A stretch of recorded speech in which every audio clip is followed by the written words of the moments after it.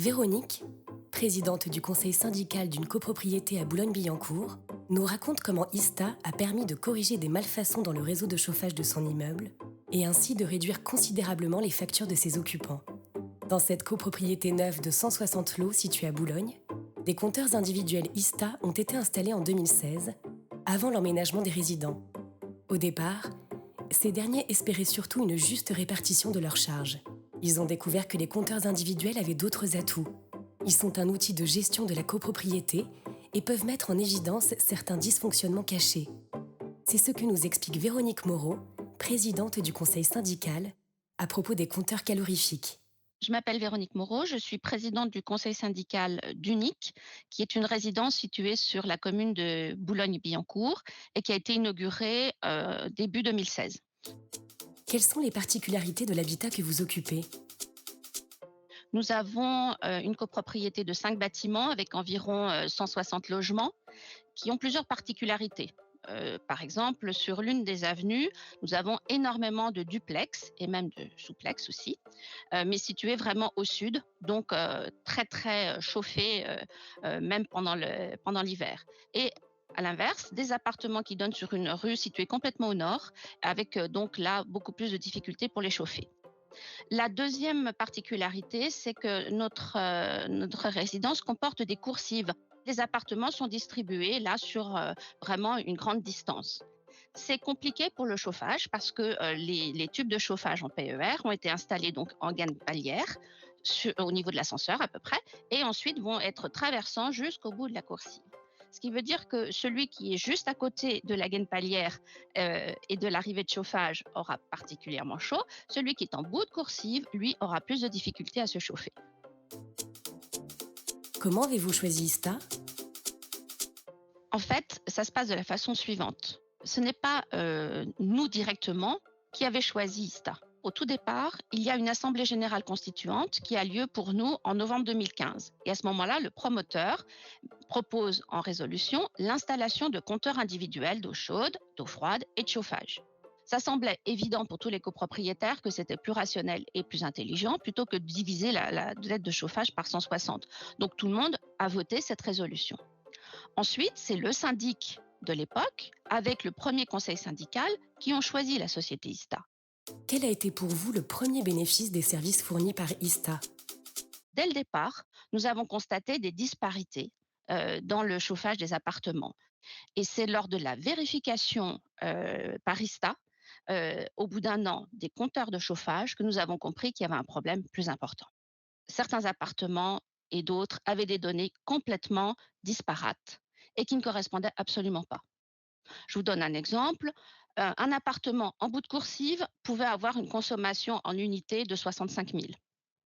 Le voisin avait que, par exemple, 17 000.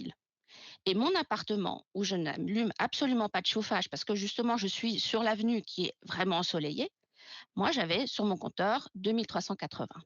En tant que présidente du conseil, j'étais aussi chargée de la vérification des factures.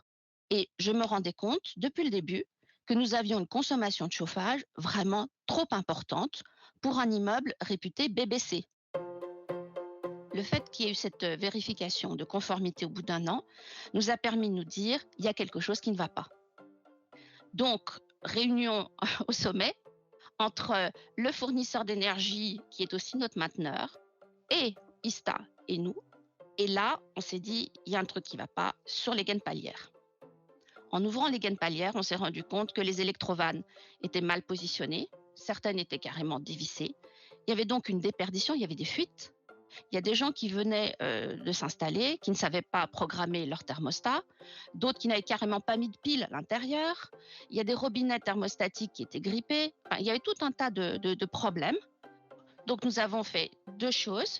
D'abord un audit de l'ensemble de nos installations avec une entreprise spécialisée dans le chauffage. Et à la suite de ça, nous avons procédé à l'équilibrage de nos installations. Mais on a compris enfin pourquoi certains appartements étaient surchauffés et d'autres pas du tout, et pourquoi on était obligé aussi de maintenir une température de consigne très élevée en sous-station. Donc nous étions obligés d'avoir 23 degrés en permanence pour que tous les appartements soient chauffés, que certains ne soient pas surchauffés et d'autres aient trop froid. Vous imaginez la différence, 1 degré, c'est 7% sur votre facture. Donc entre 19 et 23, de jour comme de nuit. Donc le fait d'avoir équilibré les installations nous a permis de résoudre énormément de problèmes. Et après ça, nous avons fait une sorte de pacte avec Ista, considérant que les compteurs passés avaient eu des valeurs complètement délirantes, entre guillemets. Nous avons décidé de remettre en route un nouveau parc de compteurs individuels de chauffage. Les installations ISTA permettent d'instaurer l'équité entre les occupants d'une copropriété. Elles sont aussi l'occasion de sensibiliser aux éco-gestes. Alors, c'est nous qui nous sommes chargés de transmettre les documents d'ISTA et qui nous chargeons aussi un peu de la bonne parole, entre guillemets, dans la résidence. Des rappels réguliers avant l'ouverture de la période de chauffe sur n'oubliez pas de changer vos piles, vérifiez votre thermostat, programmez-le correctement, allez voir en gaine palière si tout va bien, s'il y a une électrovanne qui vous semble détachée ou mal positionnée, avertissez-nous tout de suite, le mainteneur va venir, va tout corriger. Et puis, ce que je dirais que le meilleur enseignement, en fait, c'est votre facture. Quelle forme a pris la relation entre votre conseil syndical et ISTA ? ISTA doit faire, 1 an après son installation de compteur, une vérification de conformité. Et c'est là qu'il est très intéressant de voir ce qui va se passer. Il faut que le conseil syndical et le président ou sa présidente soient informés de la visite pour justement discuter avec les techniciens et relever ce qui va bien ou ce qui ne va pas. Nous, ça nous a sauvé cette vérification de conformité parce que c'est là qu'on a vu qu'il y avait vraiment quelque chose qui n'allait pas et que nous avions, si vous voulez, la preuve concrète qui nous permettait de dire, bah oui, ça ne va pas, nos factures ne vont pas et ISTA le confirme, donc il faut vérifier l'installation. À ce moment-là, j'ai pris conscience de quelque chose qui me semble important de dire aux personnes qui nous écoutent, c'est que le conseil syndical, son président, sa présidente, ne doivent pas être passifs vis-à-vis d'une installation. Ils doivent être absolument proactifs et regarder ce qui se passe, étudier les relevés. On a dans notre résidence des grands logements constitués d'un tout petit studio et d'un autre logement. Donc en fait, c'est une surface indivise, mais avec 2 sorties de chauffage. Simplement, un compteur avait été posé sur le petit studio et pas sur le grand appartement. Donc vous imaginez, la personne qui a un appartement de 180 mètres carrés, elle paye que pour 20 mètres carrés. Du temps où on divisait la facture par 160, personne ne se rendait compte. Là, maintenant, c'est possible de le voir et de dire à ISTA, attention, le chauffagiste vous a induit en erreur, c'est pas un compteur qu'il faut poser, c'est 2. Et donc, on rectifie la situation, on retombe sur nos tantièmes véritables et on peut véritablement ensuite dérouler les relevés.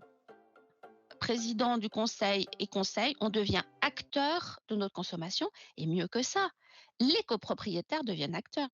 Que diriez-vous à des homologues qui hésitent à équiper leurs habitations ? Moi, j'en ai parlé au président du conseil syndical de la résidence qui est juste à côté de la nôtre, parce qu'il m'interrogeait sur les bénéfices des compteurs individuels de chauffage, sachant que dans sa résidence, les gens étaient plutôt récalcitrants. Une fois que je lui ai eu expliqué tout ce que nous avions fait dans la nôtre, les problèmes que nous avions soulevés, résolus grâce aux compteurs, et aussi maintenant la façon dont nous utilisions les compteurs comme un outil de pilotage du chauffage et de gestion de nos dépenses de chauffage, il a été convaincu. Il a eu plus d'arguments pour convaincre les copropriétaires. C'est passé en AG, je vais vous dire, il a eu beaucoup de chance, c'est passé en AG au printemps dernier. Résultat des courses, avec la crise aujourd'hui, je pense que tous ces copropriétaires vont lui être extrêmement reconnaissants parce qu'ils vont pouvoir vraiment avoir le bénéfice d'une maîtrise raisonnée de leur consommation. Aujourd'hui, nous sommes repartis sur de bonnes bases. Et pour nous, c'est important parce qu'on vise justement l'avenir et que dans la crise actuelle, on ne peut pas se permettre des consommations soit délirantes, soit inéquitables. C'est pas possible. Les gens, ils veulent payer exactement le juste prix. Donc pour eux, c'est ça l'avantage d'avoir des compteurs. En ces temps incertains dans le secteur de l'énergie, l'individualisation des frais de chauffage est une aubaine pour le porte-monnaie. Et c'est également une réponse forte à la transition énergétique du logement, importante source d'émissions du gaz à effet de serre qui contribue au réchauffement climatique. ISTA est donc devenu plus qu'un prestataire, un allié du conseil syndical, et bien plus encore.